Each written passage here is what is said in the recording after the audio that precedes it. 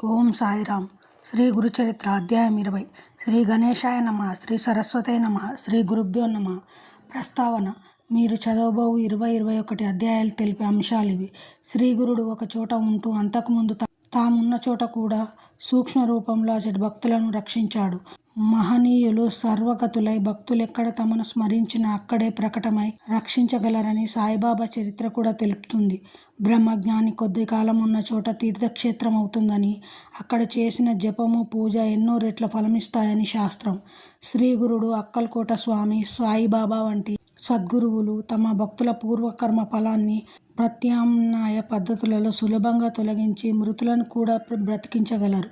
సామాన్యంగా స్వప్నాలు వాస్తవాలు కావు, కానీ సద్గురువు ఇచ్చే స్వప్న సందేశాలు వాస్తవాలేనని పై మహనీయులందరి చరిత్రలు నిరూపిస్తాయి.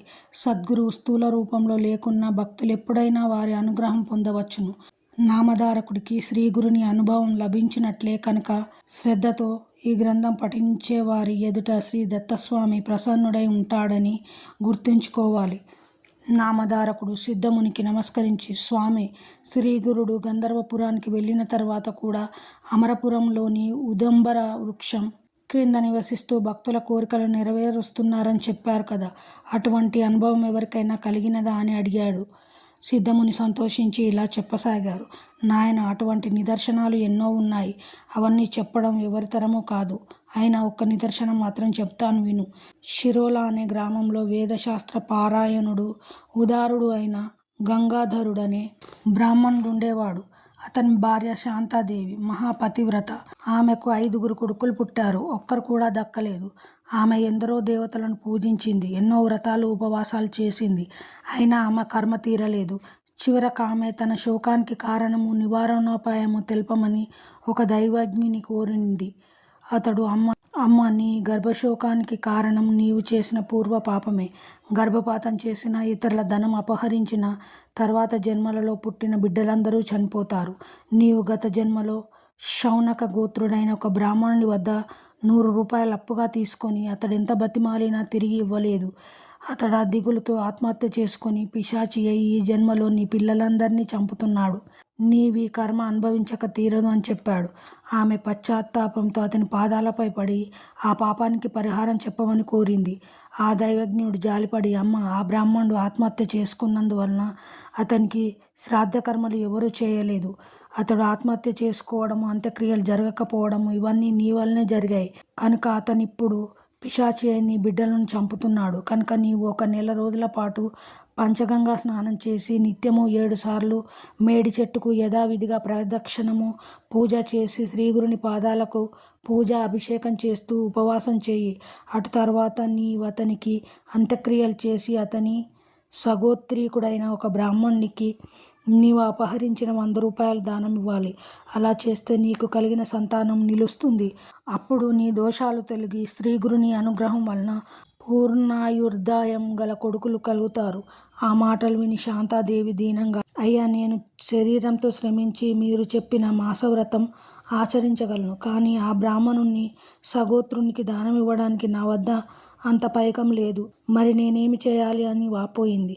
ఆ దైవజ్ఞుడు, అమ్మ, అలాగైతే నిర్మలమైన మనసుతో నేను చెప్పినట్లు శ్రీగురు పాదుకలను అర్పించి నీ శక్తి మేరకు దానమివ్వు. ఆ ఉదంబర వృక్షంలో నిత్య నివాసం చేస్తున్న శ్రీగురుడు పరమ దయామూర్తి కనుక నీ భక్తికి మెచ్చి నీ పాప పరిహారం చేస్తారు అని చెప్పాడు. అప్పుడు శాంతాదేవి పంచగంగా సంగమానికి వెళ్ళి దీక్షగా ఆ వ్రతం ఆచరించనారంభించింది. 3వ రోజు ఆమె ప్రదక్షిణం చేసి నీరసంతో పడుకోగానే కునుకుపట్టి స్వప్నం వచ్చింది. కలలో ఆ పిశాచం కనిపించి ఆమెను భయపెట్టి తన సొమ్ము తిరిగివ్వకుంటే ఆమె వంశం నాశనం చేస్తానని ఆమె మీదకు దూకాడు. అప్పుడు ఆమె మేడి చెట్టు వద్దకు పరిగెత్తింది. అక్కడ శ్రీగురుడున్నాడు. ఆమె ఆయన చాటుకు వెళ్ళింది. శ్రీగురుడు ఆమెకు అభయం ఇచ్చి ఆమె మీదకు వస్తున్న ఆ పిశాచాన్ని అడ్డగించారు. అప్పుడు ఆ పిశాచం ఆయనతో తనకు ఆమె చేసిన అన్యాయం గురించి చెప్పి, స్వామి, తపస్సులు యతీశ్వరులు అయిన మీకు ఆమె పట్ల పక్షపాతం తగదు అని మొరపెట్టుకున్నాడు. అప్పుడు శ్రీగురుడు కోపంతో, నీవు భక్తులను బాధిస్తే నిన్ను శిక్షిస్తాను. ఈమెనిలా బాధిస్తే నీకింకా పాపాలు చుట్టుకుంటాయే గాని లాభమేమిటి? ఈమె నీ డబ్బు అపహరించింది పూర్వజన్మలో కదా. ఈ జన్మలో ఈమె నిరుపేదరాలు. అందువలన ఈమె చేత ఊర్ధ్వదైహిక కర్మలు చేయించి యథాశక్తి దానం ఇప్పిస్తాము. నీకు సద్గతి ప్రసాదిస్తాము. మేము చెప్పింది నీకు నచ్చితే సరే, లేకపోతే నీకు ఈ దుస్థితి తప్పదు. మేము మాత్రం ఈమెను రక్షించి తీరుతాము అన్నారు. ఆ పిశాచం, స్వామి మీ దర్శనం వల్లనే నా కాఠిన్యం నశించింది. మీరెలా చేసిన సంతోషమే అన్నాడు. శ్రీగురుడు శాంతాదేవితో, అమ్మ, నీవు యథాశక్తి పైకం వెచ్చించి అతనికి ఉత్తమగతి సంకల్పించి అంత్యక్రియలు జరిపించు. నీ బ్రహ్మహత్య దోషం తొలగి పూర్ణాయువు గల కొడుకులు కూతుర్లు కలుగుతారు అని చెప్పి వెనుక దైవజ్ఞుడు చెప్పిన విధానమే ఆమెకు ఆయన విధించారు. ఆమె నిద్రలేచి సంతోషంతో స్వామి చెప్పినట్లే చేసి 16వ రోజున ఆ బ్రాహ్మణునికి ఊర్ధ్వదైహిక కర్మ చేయించింది. ఆమెకు బ్రహ్మహత్య దోషము, ఆ బ్రాహ్మణునకు పిశాచత్వము తొలగిపోయాయి.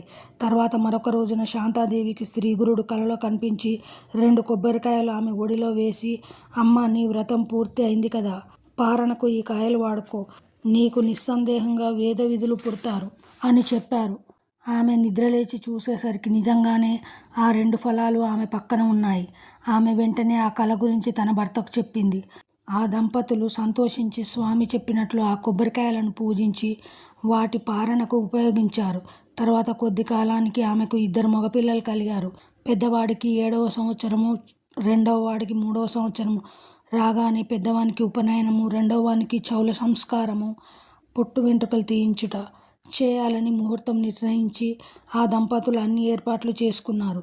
కానీ ఆ ముహూర్తానికి ముందు రోజున పెద్దవాడికి అకస్మాత్తుగా ధనుర్వాతం వచ్చి మరుసటి రోజు సాయంత్రం సూర్యాస్తమయానికల్లా అతడు చనిపోయాడు. ఆ తల్లి శోకంతో తలను నేలకు కొట్టుకున్నది, గుండెలు బాదుకున్నది. చివరకు ఆ బాధ తట్టుకోలేక స్పృహ తప్పి పడిపోయింది. తిరిగి స్పృహ రాగానే ఆ బిడ్డను తలుచుకొని అతడి శవంపై పడి ఇలా శోకించింది. నాయనా, మా ప్రాణరక్షకుడవు, వంశోద్ధారకుడవు అయిన నీవు మమ్మల్ని విడిచిపోవడానికి నీ మనస్సెలా అంగీకరించింది? 5గురు బిడ్డలను పోగొట్టుకున్న నేను నిన్ను చూశాక ఆ శోకం మర్చాను. శ్రీగురుడు వరం ఇచ్చినందువల్ల నీపైనే ఆశలన్నీ పెట్టుకున్నాను. అప్పుడక్కడికి జనులిలా ఆమెను ఓదార్చారు. అమ్మ, నువ్విలా ఏడ్చినందువల్ల నీ పిల్లవాడు మళ్ళీ బ్రతుకుతాడా? మృత్యుదేవతలను, ఋషులను, రాక్షసులను, అవతార పురుషులను కూడా వదిలిపెట్టరు. మానవులమైన మనకెలా తప్పుతుంది? నువ్వే ఆలోచించు. ఇలా దుఃఖించవద్దు. అది విని ఆమె, నాకు దాపురించిన పిశాచ భయాన్ని పోగొట్టి సాక్షాత్తు శ్రీగురుడే ప్రసాదించిన ఈ ఫలం విఫలమెందుకవ్వాలి? నేను కూడా ఈ బిడ్డకు తోడుగా ప్రాణమైనా విడుస్తాను అని ఎంతో పట్టుదలగా బదులు చెప్పింది. ఆమె శ్రీగురుని స్మరించి, స్వామి, త్రిమూర్తి స్వరూపులైన మీరు సత్య సంకల్పులని నమ్ముకున్న నాకు ఇదేమి గతి? నేను మీరు చెప్పినట్లు ఈ ఉదంబర వృక్షాన్ని సేవించినందుకు ఫలితమిదేనా? నా విషయంలో మీరు విశ్వాసఘాతకులయ్యారు. పిశాచ బాధ తొలగించమని మమ్మల్ని శరణు పొందిన నాకు ఇదేమి ఫలితము? పులి నుండి పారిపోతున్న ఆవు కసాయివాన్ని శరణు పొందినట్లున్నది. తన కష్టాలు నివారించుకోవడానికి దేవాలయంలో ప్రవేశించిన వానిపై ఆలయం విరిగి పడినట్లయింది. నాకు ఇంతగా ఆశ చూపిన మీరు నా బిడ్డను ఎందుకు రక్షించరు అని రాత్రంతా ఆమె దుఃఖిస్తూనే ఉన్నది. మరుసటి రోజు ఉదయమే ఆ గ్రామంలోని బ్రాహ్మణులు వచ్చి ఆమెతో, అమ్మ, నీవిలా శోకించినందువలన లాభమేమి? జరగవలసినది జరగకుండా తప్పుతుందా? నీవి మూర్ఖత్వం విడిచి శవాన్నిస్తే అంత్యక్రియలు చేస్తాము అని చెప్పారు. కానీ ఆమె మాత్రం తన పట్టు విడవక ఈ శవంతో పాటు నాకు కూడా అంత్యక్రియలు చేయిస్తాను కానీ లేకుంటే ఇవ్వను అని చెప్పి ఆ శవాన్ని తన హృదయానికి గట్టిగా హత్తుకున్నది. ఆ బ్రాహ్మణులు ఆశ్చర్యపోయి బిడ్డతో కలిసి అగ్నిప్రవేశం చేయడం అన్నది మేము కనీవిని ఎరగము, ఇదెక్కడి ధర్మము అనుకున్నారు. ఆమె మాత్రం మధ్యాహ్న సమయం దాటిపోతున్న శవాన్ని వారికి అప్పగించలేదు.